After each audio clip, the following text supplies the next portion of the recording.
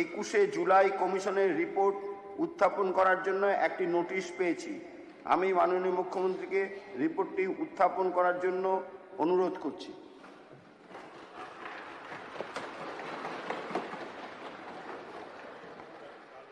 মাননীয় অধ্যক্ষ মহোদয়, আমি আপনার অনুমতি নিয়ে এটি মাননীয় সচিব মহোদয়কে হস্তান্তর করছি এবং এই বিষয়ে খানিকটা বক্তব্য আমি রাখবো।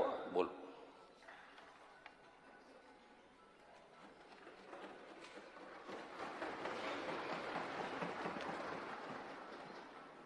মাননীয় অধ্যক্ষ মহোদয়,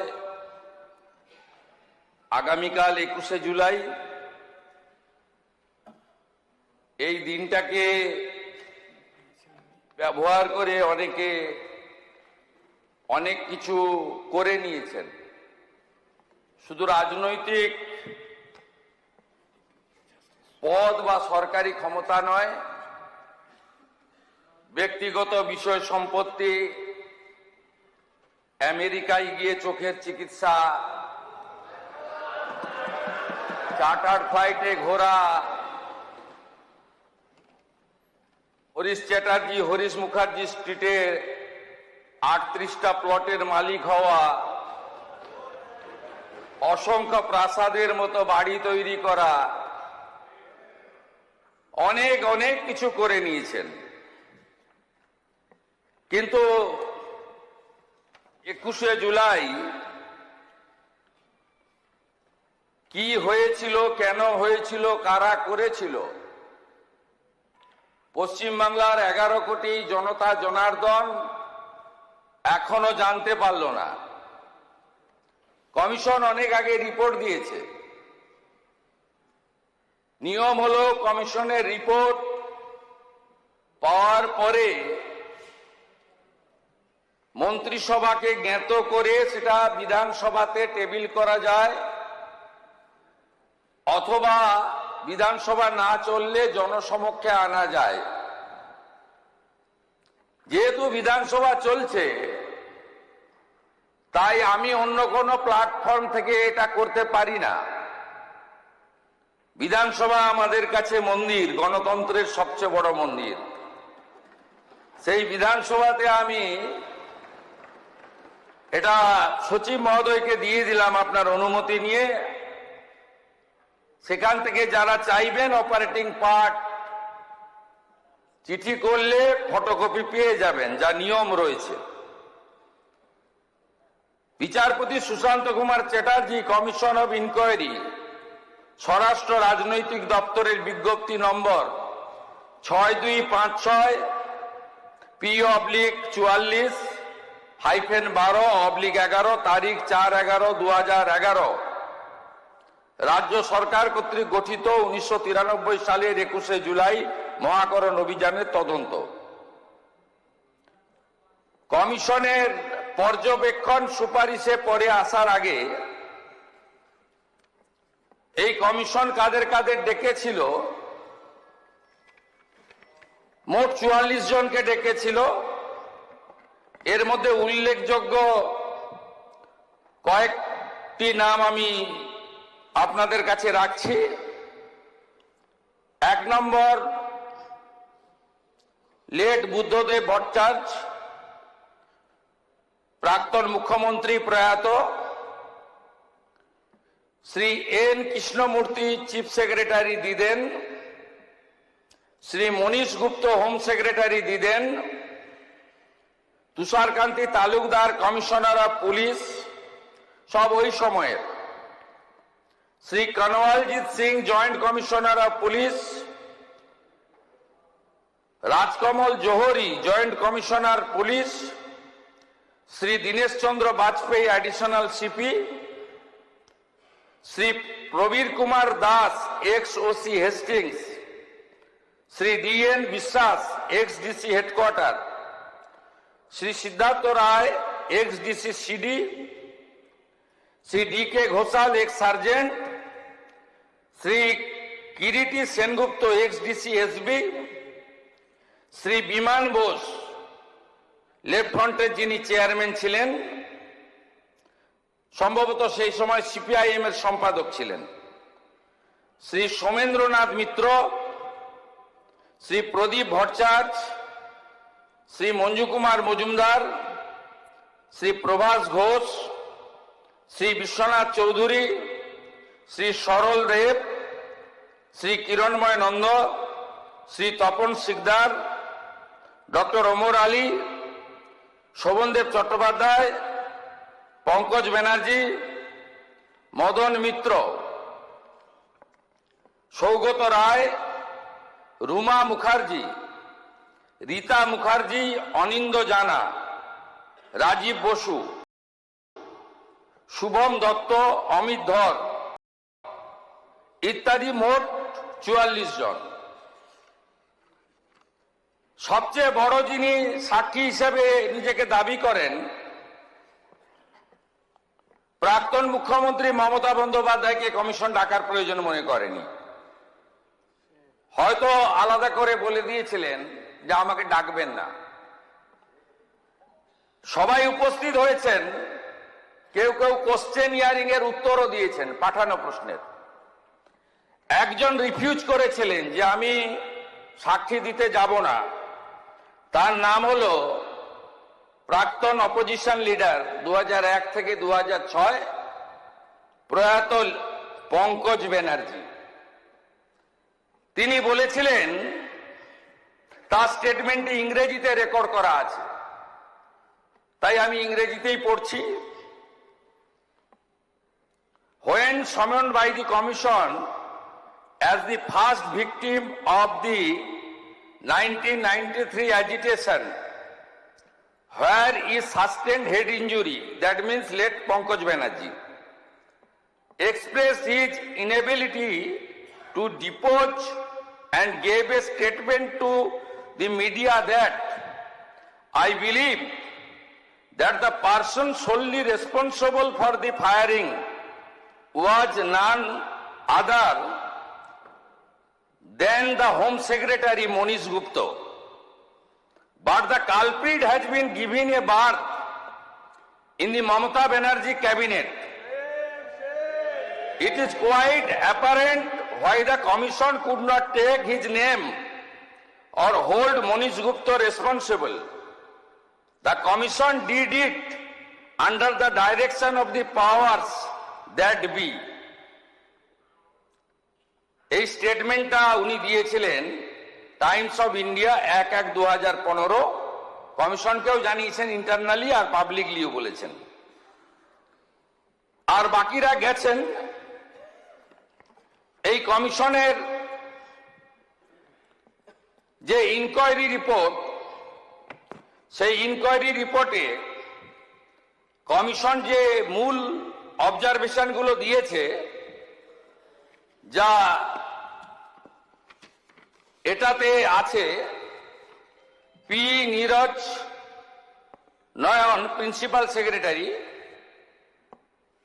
এটাতে আমি বাংলা করে আপনাদেরকে বলছি। এক, আইন অনুযায়ী প্রয়োজনীয় যথাযথ নির্বাহী তদন্ত এক্সিকিউটিভ ইনকোয়ারি হয়েছিল বলে কমিশন মনে করে না। সম্পূর্ণ নির্বাহী তদন্ত প্রক্রিয়াটি ন্যায্য, যথাযথ, সরল বিশ্বাসে সম্পন্ন হয়েছে বলে প্রতীয়মান হয় না। নির্বাহী তদন্তের রিপোর্ট এবং সংশ্লিষ্ট অন্যান্য রিপোর্টের অনুপস্থিতি বিচার বিভাগীয় পর্যালোচনার আওতার বাইরে চলে গেছে। ফলে পুলিশি গুলি চালনার যথার্থতা প্রমাণিত হয় না। তৎকালীন পুলিশ কমিশনার তুষারকান্তি তালুকদারের রিপোর্ট আধিকারিকদের বিবৃতির সঙ্গে যথেষ্ট অসামঞ্জস্যপূর্ণ। তৎকালীন পুলিশ কমিশনার প্রকাশ্যে অস্বীকার করেছেন, বিতর্কিত করেছেন এবং কার নির্দেশে পুলিশ গুলি চালানো হয়েছিল সেই প্রকৃত তথ্য প্রকাশ করতে অস্বীকার করেছেন। মহাকরণ থেকে সমস্ত প্রাসঙ্গিক নথিপত্র কেন পাওয়া যাচ্ছে না তা গ্রহণযোগ্য বলে মনে করা হয়নি। তখনকার মুখ্যমন্ত্রী কে ছিলেন, যিনি কালকে কালীঘাট তৃণমূলের কর্মসূচিতে হয়তো যাবেন। তিনি তথ্য সরবরাহ করেননি, তিনি একটাও নথি দেননি। কারণ ওনার পাওয়ার মিনিস্টার ফেঁসে যাওয়ার প্রভূত সম্ভাবনা ছিল। 5, সমস্ত জনসাধারণ, মাননীয় নেতৃবৃন্দ, সাংবাদিক ও পুলিশ আধিকারিকদের সাক্ষ্য প্রমাণ থেকে সেই সাক্ষ্যের প্রমাণ মূল্য বিচার করে কমিশন বিচক্ষণতার সঙ্গে দেখতে পেয়েছে যে রাইটার্স বিল্ডিং থেকে বহু দূরে অবস্থানরত জনতাকে নিয়ন্ত্রণ করার জন্য গুলি চালানোর প্রয়োজন ছিল না। 6, রাইটার্স বিল্ডিং আক্রমণের আশঙ্কা কাল্পনিক ছিল। যেসব স্থানে গোলযোগ হয়েছিল, যেখানে গুলি চালানো হয়েছিল, তাই রাইটার্স বিল্ডিং থেকে অনেক দূরে।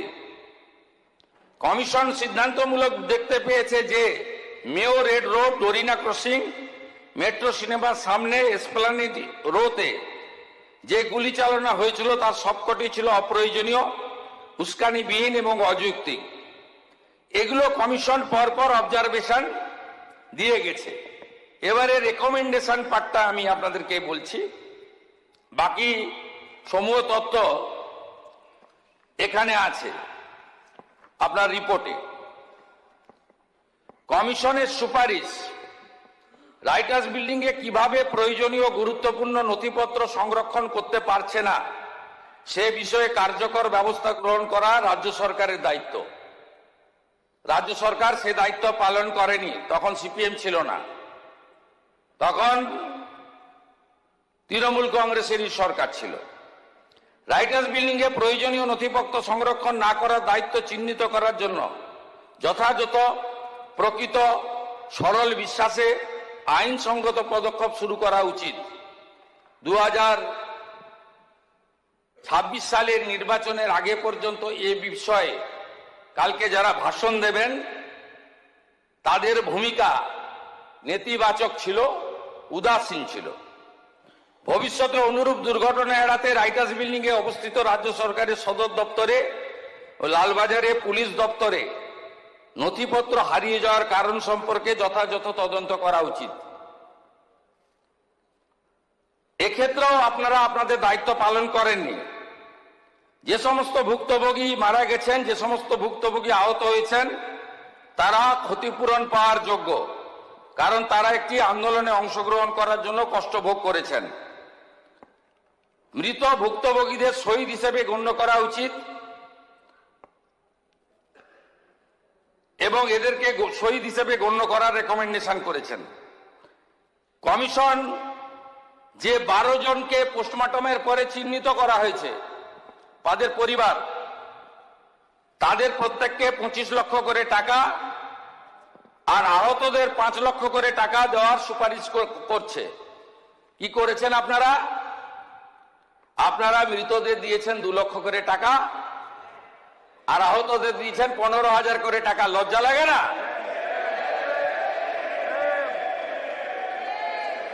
আপনারা নিহতদের দিয়েছেন 2 লক্ষ করে টাকা আর আহতদের দিয়েছেন 15,000 করে টাকা, আর কমিশন বলেছে নিহতদের দিতে 25 লাখ করে টাকা, আহতদের 5 লক্ষ করে টাকা।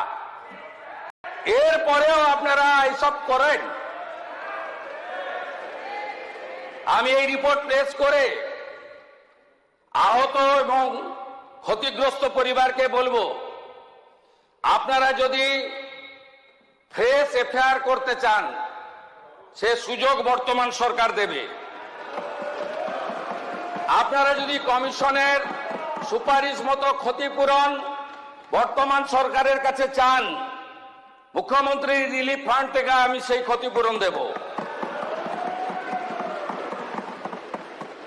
আর যারা আপনাদেরকে ব্যবহার করে এমপি হলো, এমএলএ হলো, মন্ত্রী হলো, মুখ্যমন্ত্রী হলো, চার্টার ফ্লাইটে চললো, হেলিকপ্টারে আকাশে থাকলো, বাড়ি গাড়ি সম্পত্তি করলো, দুবাই গেল, সিঙ্গাপুর গেল, আমেরিকার হপকন্সে চিকিৎসা করালো, তাদের থেকে আপনারা দূরে থাকবেন। সাথে সাথে আমি এই হাউসকে বলছি যে আমাদের কাছে আরো বেশ কিছু তথ্য আছে, আমরা প্রয়োজন মতো সেগুলো প্রকাশ করব। যেমন আমফানের ক্যাগ রিপোর্ট যেমন কোভিডে মেডিকেল ইকুইপমেন্ট পারচেজ রিপোর্ট, সব তথ্য আমার কাছে আছে, তথ্য আমি বের করেছি। পাবলিক ডোমেনে আসা উচিত, বিধানসভার টেবিলে আসা উচিত, এবং আপনারা যা যা ধ্বংস এখানে করে গেছেন এটা পশ্চিমবঙ্গের লোককে জানানোর দায়িত্ব আমাদের সকলের। আমরা সে কাজটা করব এবং আমি আরেকবার 21শে জুলাই আন্দোলনে যারা দেহ রেখেছেন, মারা গেছেন, তাদের বিদেহী আত্মাকে প্রণাম করে, আহতদের প্রতি সমবেদনা জ্ঞাপন করে, আর দোষী খুনি তাদের বিরুদ্ধে ব্যবস্থা নেওয়ার জন্য আপনাদের আবেদনকে মর্যাদা দেওয়ার অঙ্গীকার করে আমার কথা শেষ করলাম।